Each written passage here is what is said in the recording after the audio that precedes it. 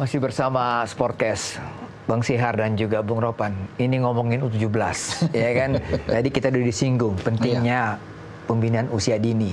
Semua klub di Eropa termasuk Derenda sudah melakukannya wajib. Iya, mestinya harus berputar juga di Indonesia seperti itu, Boy. Ya, di U15 ke U17 harus ada kompetisinya. Di situ kan belum ada itu, Bang. Nah, kalau kita sudah ada itu mungkin akan jauh lebih baik ke depan. Tapi ya mungkin perlahan, Bang. Ya, perlahan lagi dilihat itu ke sana. Nah, U17 kita kemarin ya kita menerima bad news ya. Digunduli kalau orang bilang. 7-0 lawan U17 Cina ya. Lawan Cina. Bung Ropa melihat seperti apa materi pemain kita karena nih banyak pemain yang sudah naik ke U20, naik kelas. Ini materinya itu jauh ya. Kalau bisa dilihat dibandingkan dengan U17 tampil di Piala Dunia kemarin lawan Zambia, Brasil, dan kita menang lawan Honduras. Hanya ada satu, Mirza Firjatullah yang bertahan di sana, Bang. Selebihnya itu baru semua. Tapi kalau belum baru kan mereka sudah dipersiapkan. Saya bicara dengan Coach Nova, itu persiapan 5-6 bulan mereka sudah bersiapkan untuk bisa menghadapi ini. Oh, jadi sebelumnya mereka sudah melakukan TC sendiri? Iya, udah ada. Tapi memang Cina lebih bagus. Tapi memang secara kualitas Cina bagus, cara mereka bermain bagus. Dan kelemahan pemain-pemain kita kemarin kalau kita lihat dalam 2 pertandingan. Pertama sih kalah 7-0, oke. Pertandingan kedua sudah kalah 3-2. Bahkan hampir draw 2-2 sebelum di injury time, Cina bisa membuat 3-2. Berarti ada peningkatan. Cuma masalahnya kita lihat, Boy, pemain kita gampang hilang bola. Kalau di pressing sama lawan, panik. Nggak bisa dapat bola. Kasih bola juga, transisi bermain juga nggak ada. Nggak kelihatan sama sekali. Build up, serangan dari bawah juga nggak ada. Nggak ada sama sekali. Cina lebih rapi bermain. Lebih terkontrol dengan baik. Lebih taktis. Dan Cina itu ketika kita pressing, mereka tenang. Nggak panik. Kontrol bola bagus untuk kasih passing itu kan penting passing mereka. Makanya saya mau tanya ke Bang Sihar yang juga melihat secara langsung U17 yang ada di Belgia, baik itu di klub mungkin juga di skuad nasional.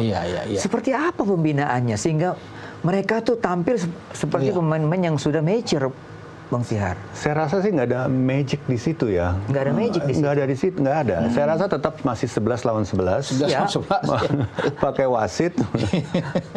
Kecil. Nggak pakai wasit pun kalau kita ingat waktu kecil pun masih seru juga gitu kan. Tapi yang paling penting kompetisinya ada gitu. Karena di kompetisi itu yang penting. Kita belajar kalah, belajar menang. Bagaimana kalau nggak ada kompetisi? Nggak ada kompetisi, dan itu yang perlu kita inikan. Apakah itu melalui kompetisi lewat seperti Liga U17 atau U15, itu nggak penting. Apakah Liga Sekolah, itu juga nggak penting. Yang penting ada kompetisinya.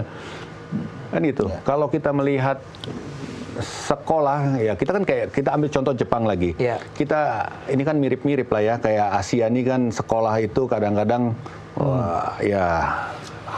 bukan wajib, saya bilang bahwa kita sekolah itu adalah satu tempat untuk pembentukan karakter kita gitu ya.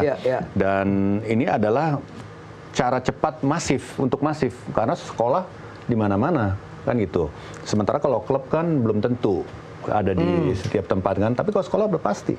Jadi kalau kita bayangkan misalnya Bung Boy dari Ambon, misalnya sekolah satu Tulehu lawan kompetisi Tulehu sama, sebelahnya lupa saya. Nah, itulah misalnya satu kompetisi Ambon sekolah U15 saja misalnya. Dan itu diikuti oleh yang lainnya. Jadi kebayang pelatih pun capek punggungnya terbang sana terbang sini ngeliat pemain yang bagus. Bung Ropan pun capek nanti lihat mana pemain bagus.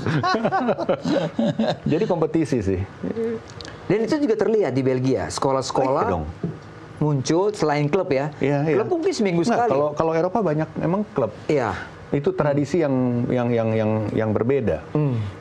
Kalau kita perhatikan Amerika misalnya ya, itu kan jalurnya adalah jalur kompetisi sekolah, mulai dari SMA ke kampus, tingkat 2, tingkat 3 masuk NBA, kan gitu ya. Sekarang dengan adanya MLS juga seperti itu, tapi klub juga punya pembinaan usia muda, mungkin untuk lebih level elit misalnya gitu ya. Nah, tetapi itu kan masalah cara. Komponen yang perlu ada tentunya adalah kompetisi itu sendiri dan sertifikasi guru olahraga. Jadi guru olahraga diberdayakan juga untuk punya sertifikat dasar bagaimana bermain bola, voli atau segala macam di situ. Betul. Dan dapat penghasilan tambahan kan bagi guru. Bagi guru ya. Iya dong. ada satu tingkatan sertifikasi itu kan jadi kayak serdos lah, sertifikasi dosen lah kalau sekarang kan gitu ya. Ini sertifikasi guru mungkin, tapi dengan ini olahraga ada lagi. Jadi Bang Syar udah melihat Jepang, melihat Amerika, dan juga langsung terjun di Eropa. Sekarang persoalan kita yang sedang develop sepak bola sekarang ini, apa masalah besar di kita ini? Dari sisi federasi, apakah dari sisi komunitas, ataupun government will-nya juga masih belum muncul, Bang, untuk sepak bola lah, kita bicara sepak bola, Bang. Saya pikir sih kita segala macam model udah kita coba ya di Indonesia, mulai dari Galatama dan seterusnya gitu kan. Yang kalau kita boleh belajar dari negara-negara tetangga, mungkin konsistensi. Harus konsisten ya. Konsistensi itu perlu endurance ya. Yes. Bukan sprinter. Bukan sprinter. Ini membangun sepak bola tuh seperti pelari maraton, ya kan, harus endurance, daya tahan, Bung. Gimana? Dan berkepanjangan saya pikir ya untuk bisa menata itu. Karena yang kita harus pikirkan menurut saya bukan saja kompetisi di usia muda untuk pria, tapi kan kita ada tim wanitanya. Nah di sini kita nggak punya, tapi punya tim nasional. Tidak ada kompetisi. Nah, itu kan agak beda. Nggak ada di dunia, nggak ada kompetisi, tapi kita punya tim nasional.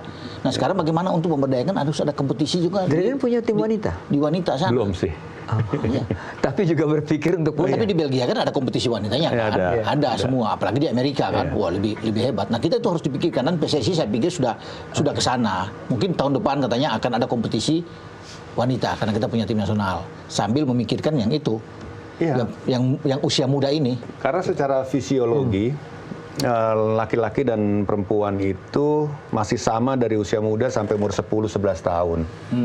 Jadi kalau kita dorong-dorongan pun belum tentu menang juga laki-laki sama perempuan di usia itu. Nah, atas baru terbentuk beda kan kita punya ini. Jadi kembali lagi tadi kalau melalui sekolah, jadi semua bisa main dan kita bisa melihat. Oh nih anak-anak yang perempuan ini yang sana bisa main bola, yang ini bisa main volley, yang itu main basket. Jadi ada interest yang bisa keluar, ketertarikan pada sepak bola itu keluar pada usia-usia dini itu, sehingga itu yang menjadi kembali lagi fondasi kalau menurut saya sih. Dan ujungnya adalah tim nasional itu sendiri. Iya kan? Ujungnya ke timnas yang nanti 3 minggu lagi kita mau lihat nih racikan coach baru ini seperti apa. Masih ada pasti masih bisa nonton dong. Oh masih di sini ya mainnya? Main di sini di GBK. Biasanya kita attacking ya kalau pelatih Eropa tuh. Enggak juga kan. Kalau lihat materi pemainnya tadi kan harusnya attacking dong. Harusnya. Iya kan. Kalau untuk jangka panjang adalah AFF ya. Ya, kalau ini kan series series ini kan. Tapi di tahun ini adalah AFF. AFF itu belum pernah juara kan? Kecuali runner up 6 kali. Runner up 6 kali. 6 kali runner up. Gitu. Bang Syar, Bung Ropan, waktu kita sudah habis. Terima kasih untuk ngobrolannya, asik bener. Thank you. Kita doakan Dresden tetap ada di Prolik ya. Jangan turun. Berat banget. Pokoknya hari ini kita minta Dresden jangan turun. Ada di Prolik terus, ya kan? Dan kita tunggu timnas kita di bulan depan. Terima kasih. Seperti apa? Terima kasih. Thank you Bang Syar, thank you Bung Ropan. Sama-sama. Sudah perbincangan kami, kita akan jumpa lagi di Sportcast minggu depan. Sampai jumpa.